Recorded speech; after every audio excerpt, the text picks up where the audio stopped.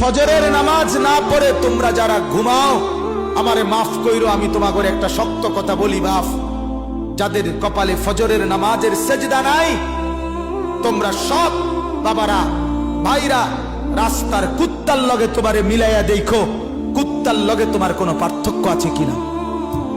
সোজা কথা, কুত্তার সাথে মিলাই দেখো, কুত্তার লগে, কুত্তার লগে। ওই জানোয়ার শুধু ঘুমায়, ওই জানোয়ার পেশাব পায়খানা করে, ওই জানোয়ার খাবার খায়, ওই জানোয়ার যৌবনের যৌন চাহিদা পূরণ করে। তুমি জানোয়ার একই রকম, ওই জানোয়ার সেজদা ছাড়া জাগলো, তুমি জানোয়ারও সেজদা ছাড়া জাগলা। যদি বিবেক থাকে, লজ্জা থাকে, যদি মার দুধ খেয়ে থাকো, যদি মুসলমানের বাচ্চা হয়ে থাকো, যদি ইমানের রক্ত থাকে, ইমানের বিন্দু থাকে, তো যদি কানে আজান শুনে থাকো, তো আল্লাহর হস্তে নামাজ পড়ো। বলো ইনশাআল্লাহ।